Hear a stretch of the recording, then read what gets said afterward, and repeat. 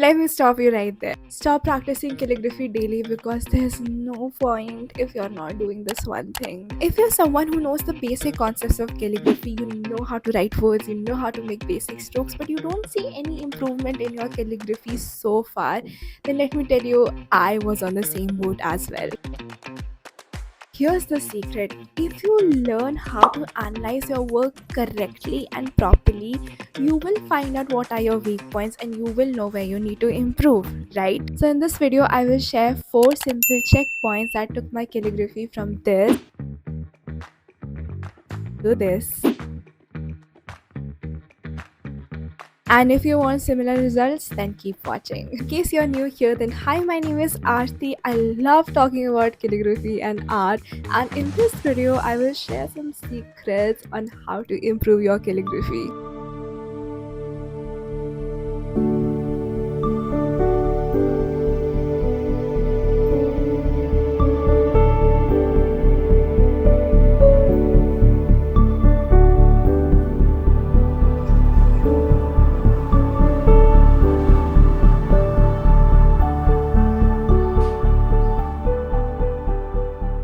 If you notice, copperplate calligraphy is generally written at a slant angle. A common mistake that every beginner make is when they're writing a word, and generally they write 4 letter, 5 letter words. Usually some letters are slanted, whereas some letters are straight.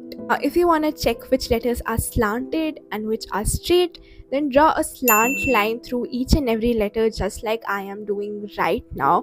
See if they are coinciding with these slant lines or not. If they are, put a tick. If they are not, put a cross. Just make a small note of slant angles. You know where you need to improve. Here are 2 ways through which you can fix this mistake by yourself. A, when you're drawing guidelines, make sure that you're making more slant lines. So the slant lines should be much more closer to each other, so that whenever you're trying to write your letters, each and every letter actually ends up, coinciding with the slant line. Point number 2, and this has been a go-to ritual for every single practice session till this date, is that I start my practice session with just 2 letter word, then I move on to 3 letter word, and then I move on to 4 letter word.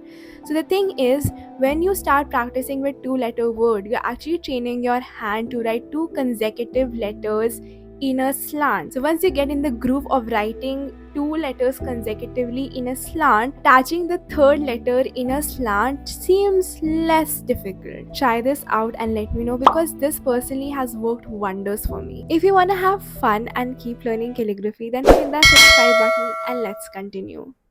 By the way, this is not coffee. This is that artist water. Anyways, let's continue. Sometimes you might notice that your calligraphy looks very beautiful. This is a mistake that a lot of beginners don't even realize they are making. As a beginner, you might be merging your handwriting with your calligraphy. Let me explain my point through an example. So I have written the word have. So at a glance, it looks very pretty. There's nothing wrong with it. But if you look closely at it, the V that I have used in the word have is my handwriting wala V, because in handwriting we make V in a triangular shape. But if you go back and see V in copperplate calligraphy, we make it using a compound curve. So my advice would be, keep a page that has all the letter forms from A to Z, so you can quickly look at it and compare that if you're making your handwriting letters or if you're making the copperplate calligraphy letters. Now if you don't have such page, you can download one from the description box. Link is there. That's how you can tackle with this problem. But first you need to understand what the problem is. Now if you notice, when you do handwriting, you generally write the letters or the whole word or the sentence in just one go without lifting your hand up from the paper. But in calligraphy, you have to change that perspective. Calligraphy is more about combining basic strokes together. So you have to go really slow. Let's say you're writing the word art. So when you make the first stroke of A, as soon as you're done making the first stroke, lift your hand up. Then go back and make the second stroke, which is the oval. Then again lift your hand up. Then again go back and make the third stroke, that is the underturn. Look at these two words closely. I have written two words, but if you notice, one looks slightly better than the other. The reason being the proportion of the basic stroke of the first word is off. In word 1, I have used a sender loop twice, but the loop size is very different from each other, whereas in word 2, the loop size are almost similar, hence it makes it look more cohesive. Now here's how you can fix this problem. Before you start writing words directly, always practice your basic strokes first and make sure that the basic strokes are looking similar to each other. They shouldn't be different. If they are different, try to make them as similar as possible. It is very important that all the basic strokes should be proportionally similar, only then your calligraphy will look cohesive.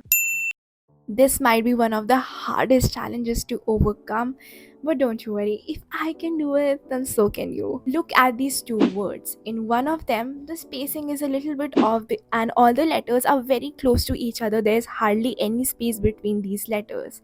And in the next word, if you notice, it is equally spaced out and it is much more aesthetically pleasing to the eye.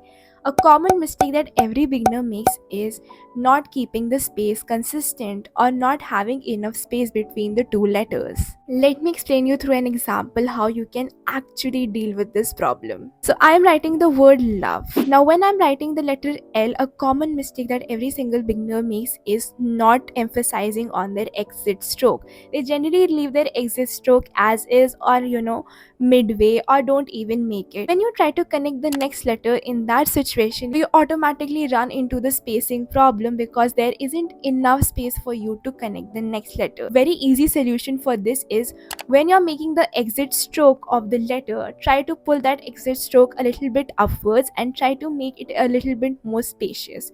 This will give you plenty of space when you will try to connect the next letter. As you can see in this video, just because I pulled my exit stroke all the way up, that gave me plenty of space to work with. Keep these 4 points in mind the next time you sit down to practice. I hope you enjoyed today's video and you learned something new. Thank you so much for watching this video. Stay creative and I'll see you in the next one. Bye.